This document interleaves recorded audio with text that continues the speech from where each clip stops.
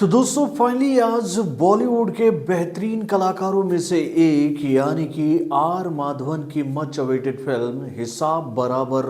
Launch की जा चुकी है ओटीटी प्लेटफॉर्म यानी कि भैया जी5 पर। तो भैया कैसी है ये फिल्म, क्या है इस फिल्म की कहानी, क्यों इस फिल्म के मेकरों ने इस फिल्म को सिनेमा घर में रिलीज ना करके ओटीटी प्लेटफॉर्म पर रिलीज किया है, ये सारी जानकारियां मैं आप लोगों के सामने रखूंगा इस फिल्म के रिव्यू के माध्यम से। तो दोस्तों बने रहिएगा हमारे साथ अंत तक। हेलो फ्रेंड्स, मैं हूं नरेंद्र और मैं आपका एक बार फिर से स्वागत करता हूं हमारे चैनल यानी कि वायरल न्यूज जंक्शन में। तो दोस्तों फिल्म इंडस्ट्री में काम करते करते ये बात तो मैं भी पहले ही समझ चुका हूं कि भाई कुछ फिल्मों का काम जब शुरू हो रहा होता है ना, यानी कि भैया जब वो फिल्में राइटिंग के फेज में होती हैं तो वहाँ पर जब उस फिल्म की तैयारियाँ हो रही होती है तो उस फिल्म की कहानी को सुनकर ऐसा लगता है कि भाई ये फिल्म तोड़ू होगी फोड़ू होगी, इस फिल्म का यूनिक कॉन्सेप्ट लोगों को काफ़ी अच्छा लगेगा क्योंकि भाई ये फिल्म सुनने में बहुत अच्छी लग रही है। लेकिन जब वो फिल्म बनकर पूरी तरह से तैयार होती है ना तो पता चलता है कि भाई हम तो बनाने चले थे खीर और पूड़ी, यहाँ तो बन गया है भैया फैला हुआ रायता। और इसी वजह से ऐसी फिल्मों का हाल जो है वो उस वक्त सिनेमा घरों में बुरा हो जाता था। लेकिन आजकल भला हो ओटीटी प्लेटफॉर्म का, भाई जो रायता सिनेमा घरों में रिलीज नहीं किया जा सकता है उसे मेकर अब बहुत ही आसानी से दे देते हैं ओटीटी प्लेटफॉर्म के हाथ में कि लो भैया अब संभालो तुम इस फिल्म को, हमें हमारा पैसा दे दो। और इस तरह से आजकल बॉलीवुड की कई सारी फिल्में जो हैं जो कि भैया सिनेमा घरों का रास्ता छोड़कर चुपचाप पकड़ लेती हैं ओटीटी प्लेटफॉर्म का रास्ता। क्योंकि भाई अगर आप हिसाब बराबर को देखोगे ना, लिटरली मैं आपको बताता हूँ कि इस फिल्म को देखकर आपको लगेगा कि भाई इस फिल्म के मेकर आखिर में कहना क्या चाहते हैं, क्या कॉन्सेप्ट वो लेकर आ रहे हैं। इस फिल्म का विलेन ऐसा नौटंकी क्यों कर रहा है भैया, फिल्म की कहानी में ऐसा लेवल का, एक अलग ही लेवल का ये गेम क्या चल रहा है मेरे भाई। सोचो एक नॉर्मल इंसान का मुकाबला हो रहा है करोड़पति आदमी से, और वो जिस तरह से नॉर्मलाइज होकर भाई उस बंदे को यानी कि भैया उस आम आदमी से भिड़ने के लिए सड़क पर आ जाता अपने गुंडों के साथ, उसके साथ में मस्खरी करता है, रोडों के पब्लिक के बीच में उसको थप्पड़ मारता है। ऐसे सीन जब आप देखोगे ना तो आपको लगेगा कि भैया ये जो इस फिल्म का विलेन है ना ये चिंदी विलेन है भाई।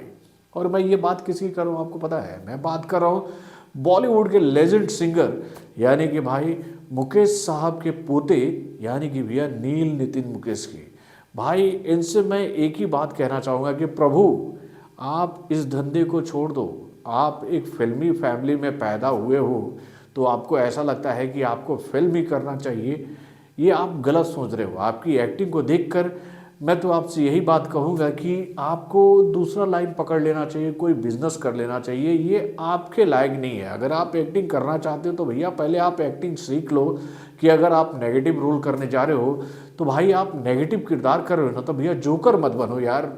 एक विलेन की तरह नजर आओ। जो फिल्म का ग्राफ है, जो आपका कैरेक्टर है उसके हिसाब से आप परफॉर्म करोगे तो आपको देखने में मज़ा आएगा पब्लिक को सिनेमा घर में। नहीं तो भैया आपका हम लोग ऐसे उपहास ही उड़ा सकते हैं, क्या कर सकते हैं। हाँ भैया मुकेश साहब जैसे बड़े लेजेंड सिंगर के पोते जो हैं और आपके पिता भी नील नितिन मुकेश भी जो हैं वो भी नितिन मुकेश, सॉरी मैं नील नितिन मुकेश बोल गया, नितिन मुकेश भी बॉलीवुड के जाने माने सिंगरों में से एक थे। तो दोस्तों क्या है इस फिल्म की कहानी, तो दोस्तों इस फिल्म की कहानी बहुत ही नॉर्मल है। इस फिल्म के मुख्य कलाकार यानी कि आर माधवन जो हैं वो राधे मोहन शर्मा का किरदार निभा रहे हैं, जो कि एक रेलवे के कर्मचारी हैं। यानी कि भैया उनका सपना तो ये था कि वो बड़े होकर सीए बने, लेकिन कुछ पारिवारिक कारणों की वजह से वो सीए ना बनकर बन जाते हैं रेल डिपार्टमेंट के टीटी। और उनकी आदत में आज भी ये बात शुमार है कि भाई मैं एक एक पैसे का हिसाब बहुत ईमानदारी से रखूंगा, मैं अपना एक पैसा भी किसी को फ्री फोकट में लेकर नहीं जाने दूंगा। यानी कि भैया मैं सीए का स्टूडेंट रहा हूँ। जब आप इस फिल्म को देखोगे तो उनके किरदार को कुछ इसी तरह से हम सभी के सामने बिल्ड किया जा रहा है। उसके बाद भैया इस फिल्म में नजर आ रही है कृति कुल्हाड़ी, जो कि भैया इस फिल्म में एसआई सुभाष का किरदार निभा रही हैं, जिनका पास्ट जो है वो जुड़ा हुआ है आर माधवन से। अब वो पास्ट कैसे जुड़ा हुआ है ये कहानी मैं आप लोगों को नहीं बताऊंगा, क्योंकि भैया फिल्म में कुछ कुछ फलक्रम ऐसे हैं जो कि आपका थोड़ा सा इंटरेस्ट इस फिल्म के लिए बढ़ा सकते हैं, तो उसको मैं आप लोगों के सामने नहीं खोलूंगा। तो भाई फिल्म की कहानी कुछ ऐसी है कि भैया हमारे जो राधे मोहन शर्मा है उनको पता चलता है कि उनका जो बैंक अकाउंट है, जो कि एक प्राइवेट बैंक है, जैसे ICICI बैंक होता है, HDFC होता है, वैसे ही एक प्राइवेट बैंक में उनका एक अकाउंट है, जहां पर उनको एक बात पता चलता है कि भैया उनके अकाउंट से बिना कोई जानकारी के, बिना किसी कारण के 27 रुपये 15 पैसे निकाल लिया गया है बैंक के द्वारा। अब ये पैसा उनके अकाउंट से क्यों निकला है और निकला है तो इसके पीछे का कारण क्या है, वो इसकी जानकारी लेने के लिए बैंक पहुंचते हैं। वहां पर जाकर उनको पता चलता है कि इसकी जानकारी किसी को नहीं है, और इसी के साथ ही राधे मोहन को ये बात पता चलता है कि बैंक इसी तरह से अपने सभी खाता धारकों के साथ धोखाधड़ी करके कुछ कुछ पैसे चोरी कर रहा है, जिससे उसने अच्छा खासा पैसा जो है वो जनता से झींट लिया है। और इस बैंक के ऑनर कौन है, तो भाई हमारे जोकर विलेन यानी कि भैया नील नितिन मुकेश। तो भाई इस स्कैम की जानकारी जब आर माधवन को होती है तो वो इस बैंक के पीछे पड़ जाते हैं, और इस बैंक के खिलाफ जितने भी काम की जा सकते हैं, यानी कि भैया वो अप्रोच कर रहे हैं RBI को, वो अप्रोच कर रहे हैं कोर्ट को, वो केस कर रहे हैं इस बैंक के खिलाफ, ऐसे ऐसे ये सीक्वेंस चल रहा होता है। तो भाई अब वो स्कैम तो पकड़ चुके हैं, तो क्या वो इस स्कैम का पर्दाफाश कर पाएंगे, क्या वो नील नितिन मुकेश जो कि भैया इस फिल्म में ये सब कुछ कर रहे हैं उनका खिलाफ जो वो सबूत इकट्ठा कर रहे हैं वो क्या पूरा कर पाएंगे, इस बात को समझने के लिए आपको इस फिल्म को देखना पड़ेगा। लेकिन जब आप इस फिल्म को देखने जाओगे तो आप यहाँ पर एक बात खुद ब खुद समझोगे कि भैया इस फिल्म के जो डायरेक्टर हैं यानी कि भाई अश्विन धीर साहब, वो कहीं ना कहीं अपनी पूरी कहानी को सही तरीके से प्रेजेंट करने में नाकामयाब रहे हैं। और मैं आप लोगों से क्यों शुरू में ये बात कहा